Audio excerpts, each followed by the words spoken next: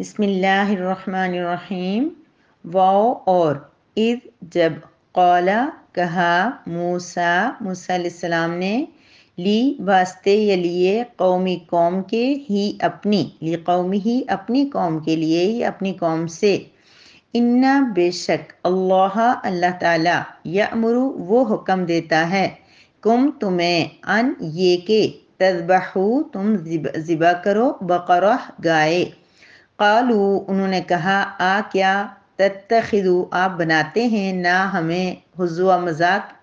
کیا آپ کر رہے ہیں ہم سے مذاق؟ قال موسیٰ علیہ السلام نے فرمایا، میں اعوذ پناہ میں آتا ہوں،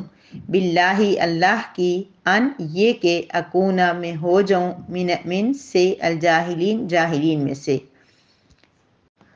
وَإِذْ قَالَ مُوسَىٰ لِقَوْمِهِ اور جب موسیٰ علیہ السلام نے اپنی قوم سے کہا،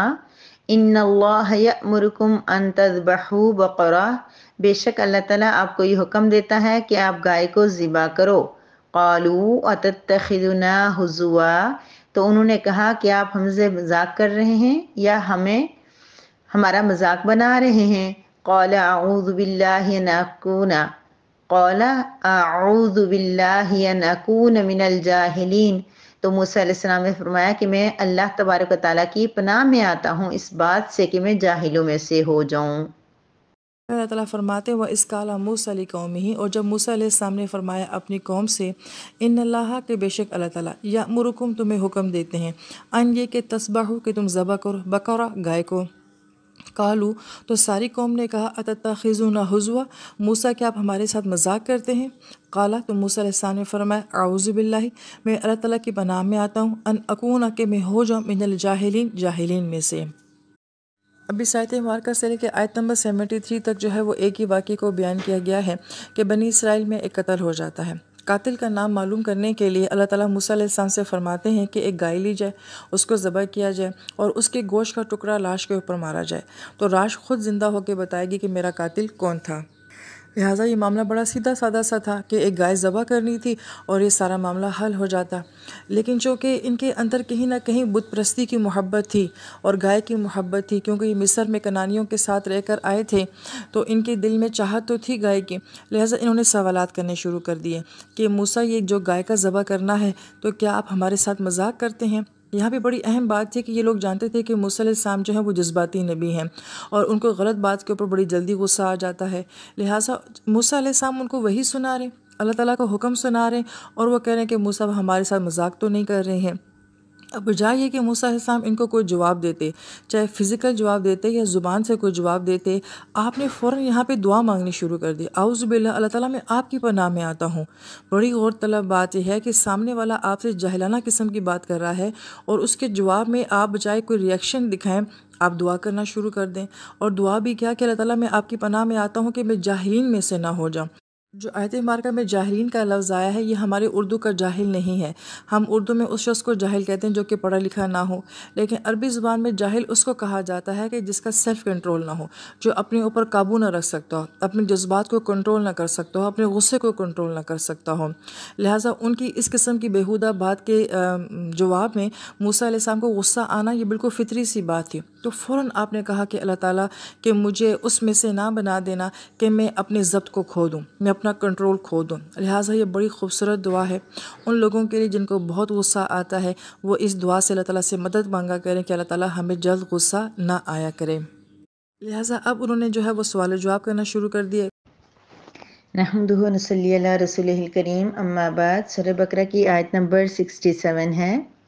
جس میں اللہ تبارک و تعالی ہمیں ایک بہت بڑا بنی اسرائیل کا واقعہ ہمارے ساتھ بیان فرما رہے ہیں، اور اس کے اندر موجود کچھ احکامات اور کچھ نقطے ہمیں سمجھائے جائیں گے انشاءاللہ ان آیات کے دوران، اور کافی زیادہ آیات وہ تفسیر کی ان آیات پہ مشتمل ہوں گی، اور انشاءاللہ آج کی آیت مبارکہ کی ذرا تفسیر اور ڈیٹیل کو آپ سمجھ لیں، اس کے بعد بہت مختصر اس کا مفہوم ہوگا انشاءاللہ۔ اس آیت مبارکہ سب سے پہلی بات تو یہ کہ اس سورۃ مبارکہ کا نام جیسے کہ آپ نے دیکھا تھا سورہ بقرہ ہے۔ سورہ بقرہ کا نام بقرہ اس لیے رکھا گیا تھا کہ آیت کی جو آج کی جو آیت ہے 67، اس کے اندر اللہ تبارک و تعالیٰ نے بقرہ کا لفظ استعمال کیا، بقرہ کا لفظ استعمال کیا ہے، جس کا مطلب ہے گائے۔ اور قرآن پاک کا یہ اسلوب ہے کہ جب بھی کبھی کسی صورت مبارکہ کا نام جو ہے وہ اس کے اندر موجود کسی لفظ کے اوپر رکھا جاتا ہے، تو چونکہ اس صورت مبارکہ کے اندر گائے کا واقعہ بیان ہوگا اور اسی وجہ سے اس کا یہ نام رکھا گیا، اور آج انشاءاللہ آپ وہ واقعہ آج کے بعد پڑھنا سٹارٹ کریں گے۔ واقعہ کچھ یوں ہے کہ بنی اسرائیل کے اندر ایک مرتبہ ایسا ہوا کہ عامیل نامی ایک شخص تھا، اس کو قتل کر دیا گیا، اور قتل کرنے والا اس کا سگا بھتیجا تھا جس نے پہلے اس کی بیٹی تھی اس کا رشتہ مانگا، اور اس نے جب اس کے نکاح میں نہیں دی تو اس نے اپنے چچا کو قتل کر دیا۔ اس کی بہت سارے اس نے اپنے لیے فائدے سوچے ہوئے تھے۔ ایک یہ تھا کہ وہ اس سے لڑکی سے شادی کر لے گا، دوسرا یہ کہ وہ بھتیجا بھی ہے، داماد بھی ہوگا، تو پھر وہ سارے جتنی بھی اس کی مال جائیداد وغیرہ تھی اس کا وارث بن جائے گا۔ تیسرا یہ کہ اس نے اپنے چچا کو قتل کرنے کے بعد ایسا کیا کہ 2-3 جیسے کچھ گاؤں ٹائپ کے قصبوں کی شکل میں ان کی رہائش وغیرہ ہوئی ہوگی،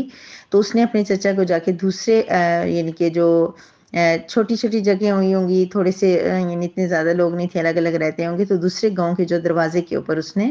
ان کی لاش کو پھینک دیا اور صبح اٹھ کے شور مچا دیا کہ انہوں نے میرے چچا کو قتل کیا ہے، تو لہٰذا ان سے دیت لی جائے۔ اب صورتحال یہ تھی کہ وہ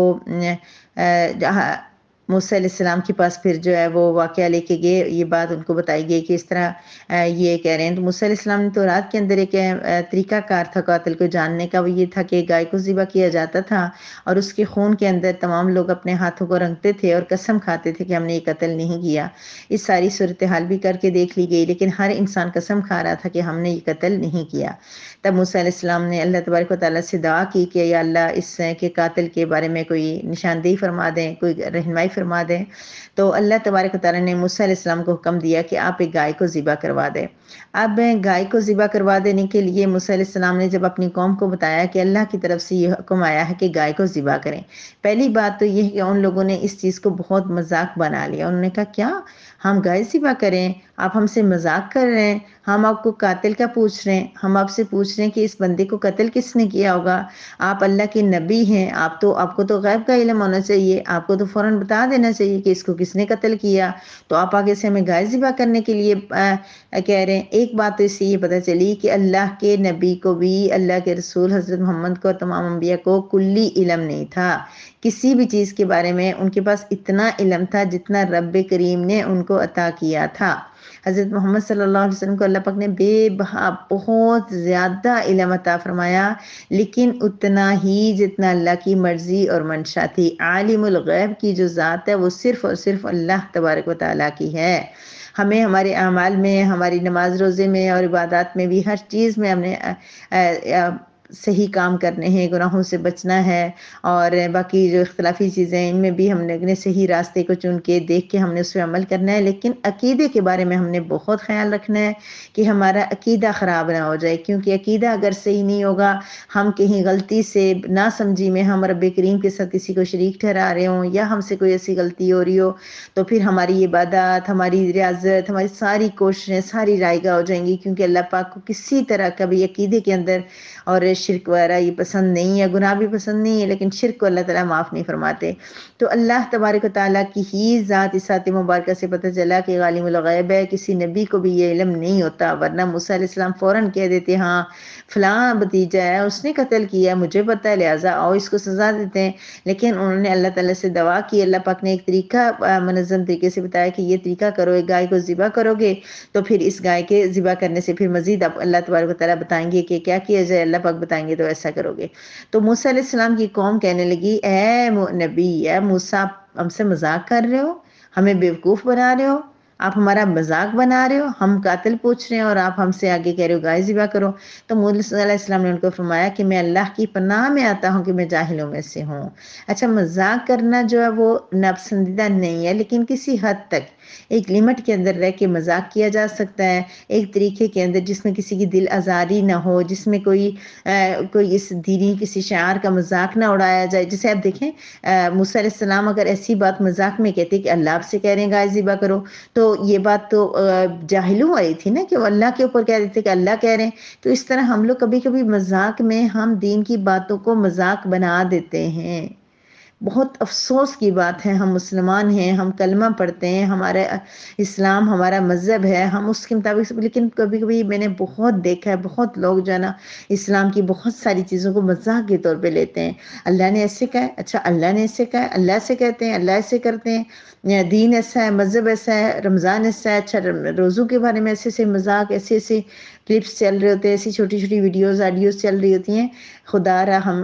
عمل نہیں کر سکتے نا، ہم بہت نیک نہیں بن سکتے، ہم بہت متقی نہیں بن سکتے، لیکن ہم نے یاد رکھنا ہے کہ کوئی دین کی شعار کا، دینی کسی چیز کا، کسی داڑھی کا، کسی جانماز کا، کسی بھی چیز کا جس کا تعلق ہمارے مذہب کے ساتھ ہے، ہمارے اسلام کے ساتھ ہے، ہمارے رب کے ساتھ ہے، ہمارے نبی کے ساتھ ہے، کسی ایسی چیز کا ہم مذاق نہ بنائیں۔ مذاق تھوڑے ہیں دنیا میں کرنے کے لیے، باقی مذاق کیے جا سکتے ہیں، ہنسی مذاق جس میں کسی کی دل آزاری نہ ہو، کسی کی دل شکنی نہ ہو،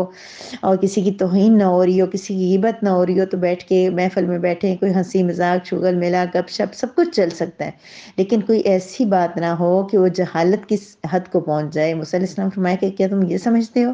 میں اللہ سے پناہ مانگ رہا ہوں کہ میں جاہل ہو جاؤں؟ یہ نہیں کہا کہ اللہ سے پناہ مانگنا ہو رہا کہ میں مذاق کروں، فرمایا میں اللہ کی پناہ میں آ رہا ہوں کہ میں جاہلوں میں سے ہو جاؤں۔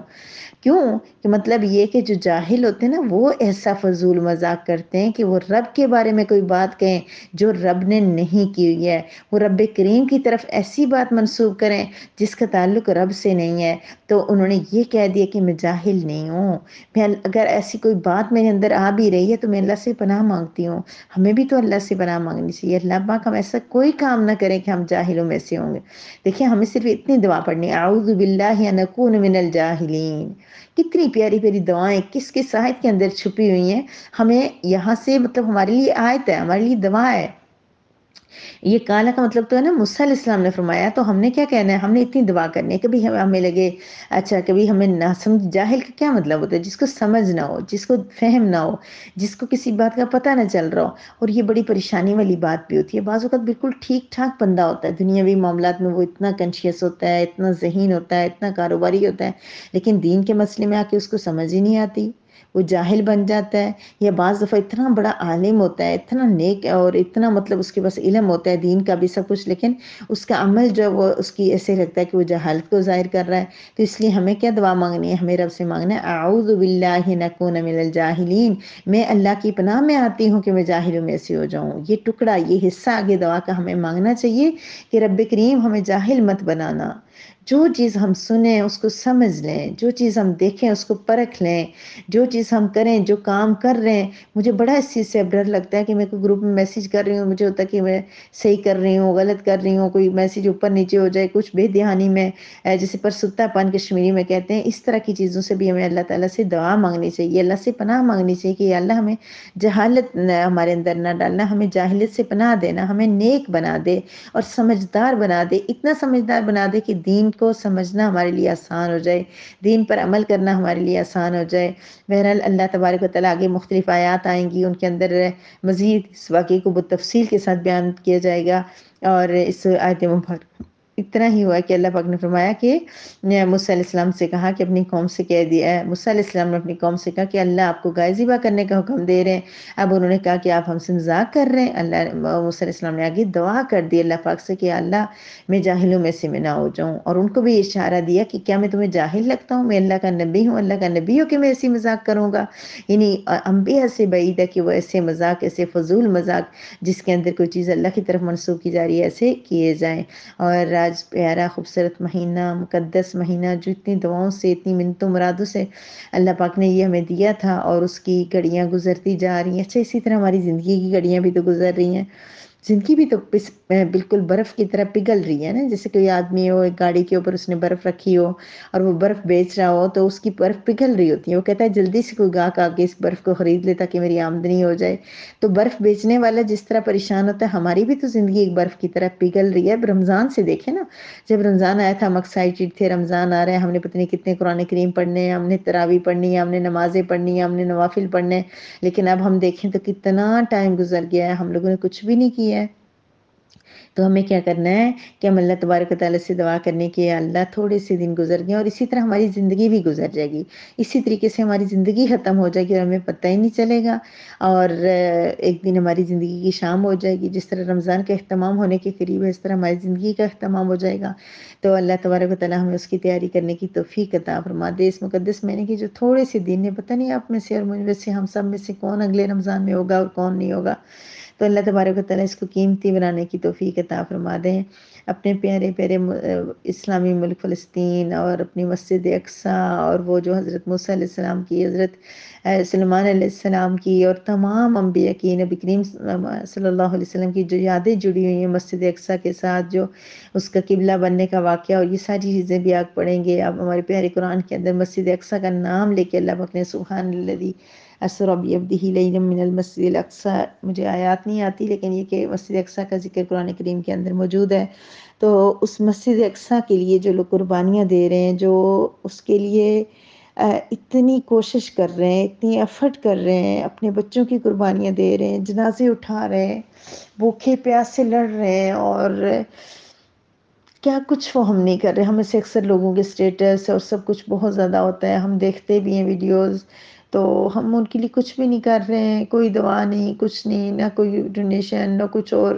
تو ہم یہ اس مقدس مہینے میں اگر ہم اپنے لیے کچھ نہیں کر سکتے تو ہم فلسطینیوں کے لیے تو دعا کر سکتے ہیں، اپنے رب کریم کو راضی کر لینا، اللہ میاں جی